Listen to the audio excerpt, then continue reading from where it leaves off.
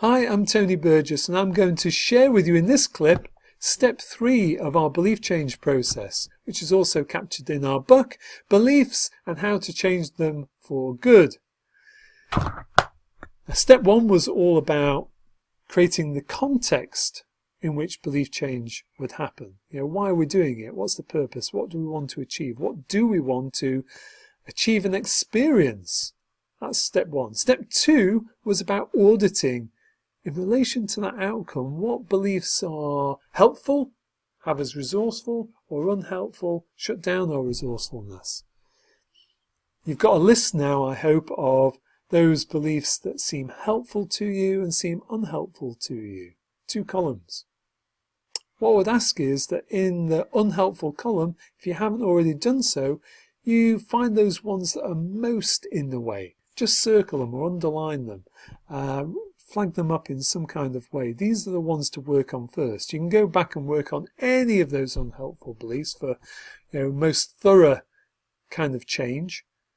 Let's start with the ones that are going to have the most impact, the ones that are limiting you most. In fact, pick the one that is most powerfully limiting you. And we'll take that one into step 3. So take that one and write it at the top of a piece of paper. So let's say, for example, I wanted to earn a certain number of thousands of pounds more in my business this year. And I noticed in step 2 that one of the beliefs that I had is it's going to be too difficult because I'm not up to the challenge. I noticed that's a pretty unhelpful belief that I would have in my mind. So I'll write that at the top of the page. Now a new fresh page. It's going to be too difficult because I'm not up to the challenge.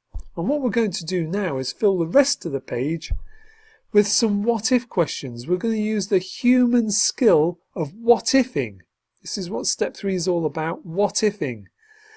Human beings are very good at asking what-if questions, but they've usually been pretty well practiced at asking them in unhelpful ways, in torturous ways, in limiting ways. What if I'm not good enough? What if it's too difficult? What if people don't like me? What if I fail? What if I fall flat on my face? What if it all goes horribly wrong? These are the kinds of things that people are well practiced at asking, and it's powerful. It really closes the gates. So we're going to harness it, and we're going to ask some better what-if questions that open the gates. So equally powerful, but opening the gates, making us more resourceful. And so this is what we're going to do now. So we've got the unhelpful belief from step 2.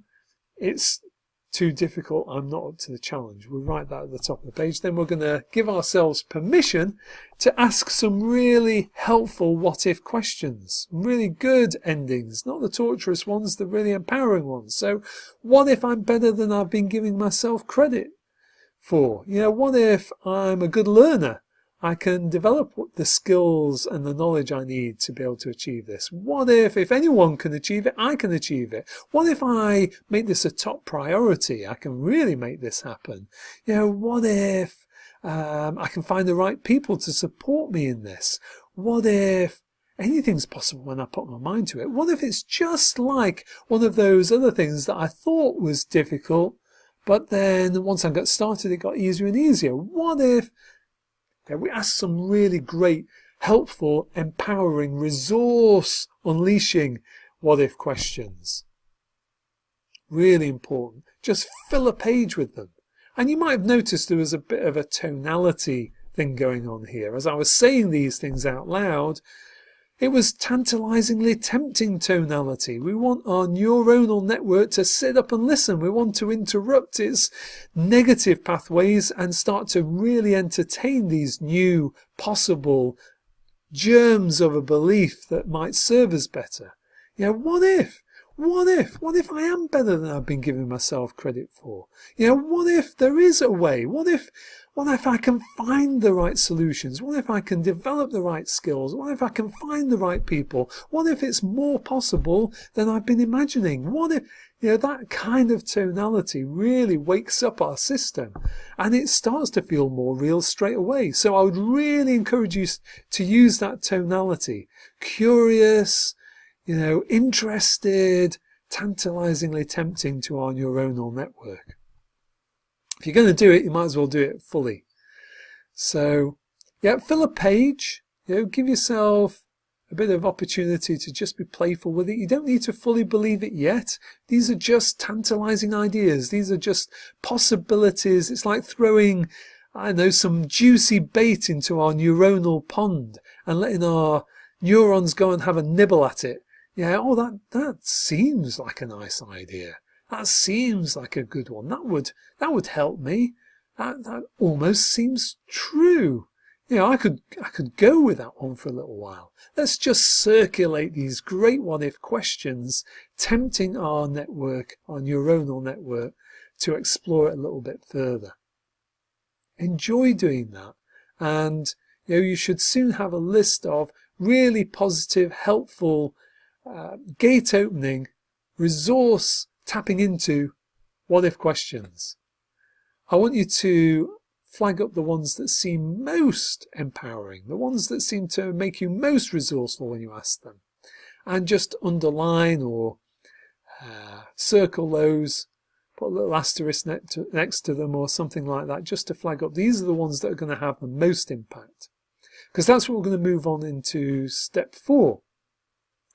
So give yourself that time now, and I'll see you on the next video with step 4 to further embed these little germs of an idea, these little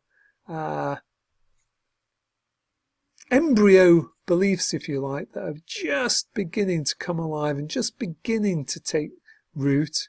We're going to really make that go a next step when we go into step 4 of our belief change process. So get ready for that, and I'll see you in the next clip. Bye for now.